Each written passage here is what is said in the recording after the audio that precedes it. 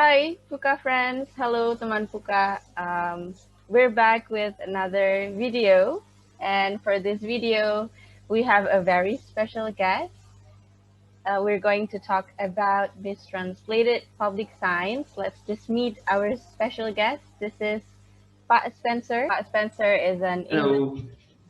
he's an English teacher.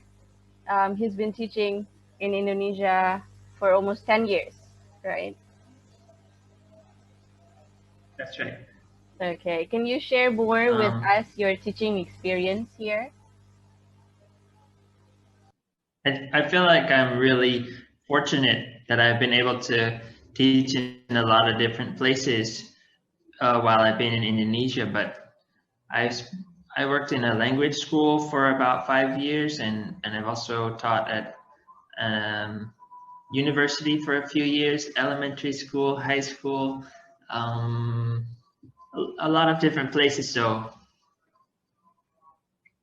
get to meet a lot of people. And what do you like from teaching English? Well, I think what's really nice about teaching a language is that everybody uses words differently. So when you see how someone uses their words, it's like a special way of knowing and appreciating a person's individuality. They can be creative, and especially for me, especially if I read what someone writes, I feel like it's just a really special glimpse or picture of who that person is. And also, if you're teaching English, it can make a change in the person's life when they get a special opportunity to work in a different place or in a particular job or study somewhere. So it's great to see that kind of change in someone's life too. Okay, so one of the reasons we're talking with Pat Spenser here is because he's managing an Instagram account called @FixMyEnglish, where he posts many, shall I say, incorrect use of the language? I like to say non-standard. Non-standard use of the language that we can actually find in public. Can you tell us the story behind this account? Why did you make it? Yeah, I guess the reason I made it is because I had some students at university when I was working in Banjarmasin, and they were studying TOEFL. And part of the TOEFL test is you have to look at a sentence that has a mistake and then find what the mistake is. Choose A, B, C, or D. And I noticed some of those same types of mistakes, like a noun when it should be a verb, or the verb with the wrong ending in public places. So I thought maybe that's a good way for them to practice for their test by looking around. But also, those students, I think, weren't thinking about the way people use English. So they kind of just thought, if there's English anywhere, it must already be correct. And they weren't really aware, that just because someone in a marketing department from a company made a slogan or a phrase, that doesn't mean that it's standard English. So I wanted them to help them be more aware of it. And so you get the contents from your students, but do you yourself also try to find those non-standard language around you? I'd say most of the posts are pictures that I took myself. And there's been a mixed reaction. So I don't know. Sometimes I'm not very active on that, on making posts, but I still think it's good to be aware. And I'm glad, to hear about the projects that you guys are doing to help people be more aware. Maybe before we continue, we can take a look at some posts from your account. That's one of your first posts in the account. Do you still remember maybe where you got it from and what happened there? I do remember actually. That's in Surabaya, in a really, really expensive neighborhood called Graha Family, and I think this was a sign outside of a project where they were selling apartments. I think two bedroom apartments for 5M, like 5 billion rupiah for an apartment. Wow. And it just was so surprising to me Right. that they put their money into the construction, but not into the sign making. Right. Yeah, I took the picture because partly because keluar and masuk in Indonesian, sometimes that can be a noun, Mm. and sometimes it can be a verb. So that's a little bit unclear there. So I thought it was a good example because in TOEFL you have to identify, when is it a noun and when is it a verb. Maybe if we want to use the standard language, then can we say maybe just beware of vehicles? Sure, definitely. Or if you want to use keluar masuk, you can say vehicles entering and exiting, or beware of vehicles exiting, you know, or this is the entrance and exit. You don't have to say this is, but you could say project entry and exit. Mm. Right. Definitely not out of the vehicle project Right. because it means something quite different. I'm not sure what it means out of the vehicle project. Okay. So the second one, I think, uh, like this one is interesting for me because it's only a matter of a two, TO, but it makes a huge difference. So, what do you think about this one? Yeah. Well, I guess I chose this one also because those are the kind of mistakes that show up on a TOEFL test. So it's the preposition error, like don't step on the yellow line is what Mm, we're looking for. And actually this could be interpreted with a different meaning. Don't step to the yellow line could mean like up to, mm, but the actual meaning that normally is put on an escalator is stepping on the line, right? right. So this one is from a mall in Banjarmasin.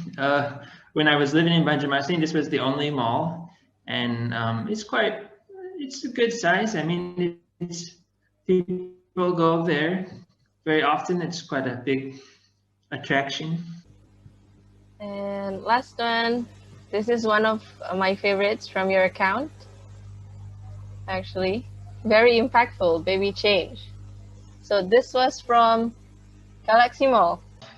This was Galaxy Mall. I'm a very big fan of Galaxy Mall. It's a lovely mall. Um, much better than any mall where I come from. Very beautiful materials and everything. This was when they remodeled um, the mall and they opened a new section. Mm, So they spent a lot of money to open a new section. But again, the money didn't go in the English part. right. So, the standard language maybe changing room, right? Baby changing room, as you. Yeah, I think we usually don't even say baby. Actually, it's Yeah. usually just changing room. Okay. Have you faced any challenges like when maintaining this account? Overall, the reception from my students was positive. That they liked, to see that. Um, but there's maybe some cultural pushback, or maybe this approach is not culturally sensitive in Indonesia because generally in Indonesia, it's not polite to tell someone that they're wrong. And a lot of people have felt like I'm criticizing the people who made the sign, which wasn't really my intention, but I can see how it would feel that way. So the challenge, I guess, has been how to encourage people to be aware, which was the goal, without without it sounding like I'm pointing out people's, without without it seeming like I'm trying to make people look bad. And how did you specifically do that? Well, I try to keep the focus on the language, of course, not on the company or the person. Sometimes I do still include the company name because I want people to realize that it happens, like we already said, in more prominent companies. And usually the most popular posts that I make are if I point out a mistake on a company that everyone knows. And then some followers will put like at the company Instagram, like trying to get the attention of that company, which is, again, it's not really my goal, but how do we not offend people? It's just trying to keep the focus on people using language well, and how we can see what the standard pattern is, the standard way of saying something.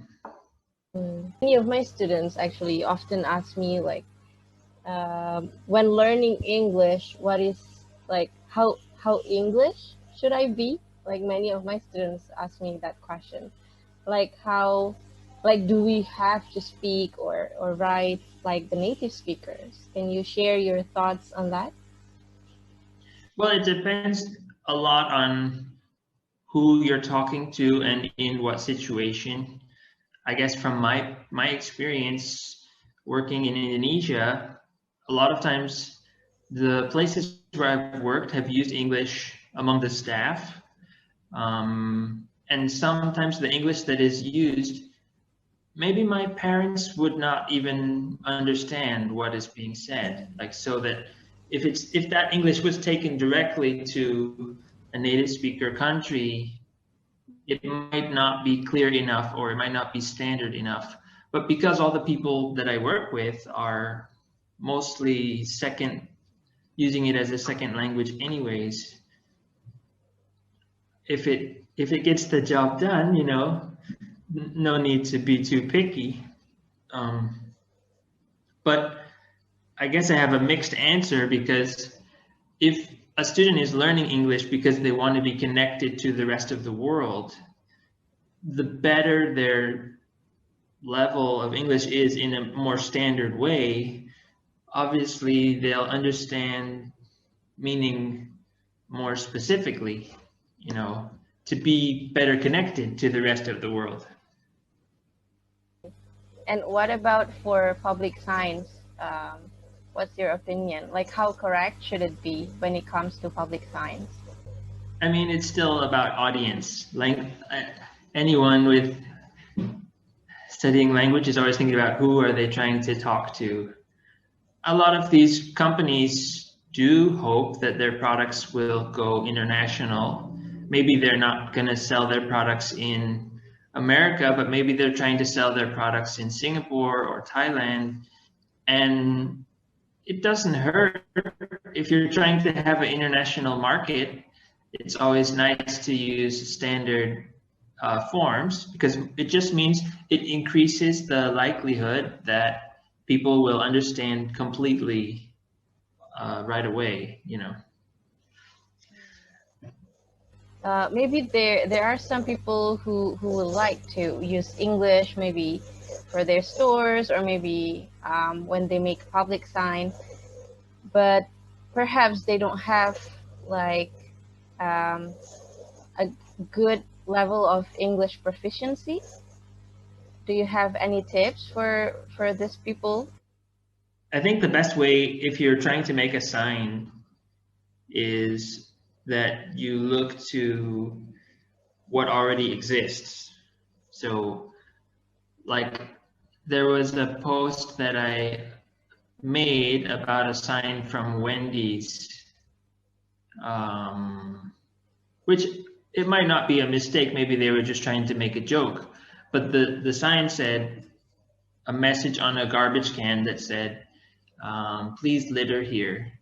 And then someone asked me, well, what's the standard message that goes on a garbage can?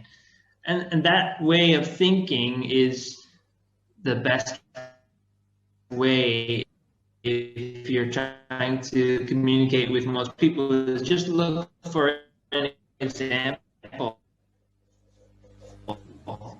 Just try to find a pick place in, and just use the message that they're using. Models, looking for a model of standard English. Last one, do you have any messages to your followers or to your students? I always come back to the same suggestion that,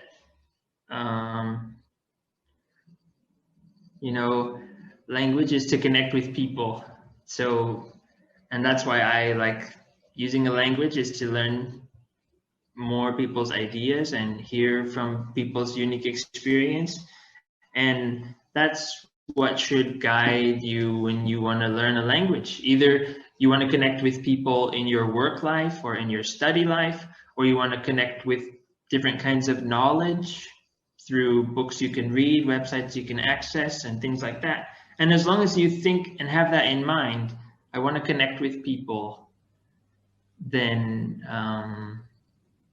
that will help you to learn a language and use a language well, and even to be interested in differences in grammar, because it helps you understand someone and their message. All about Cool. connecting. All about connecting. Cool.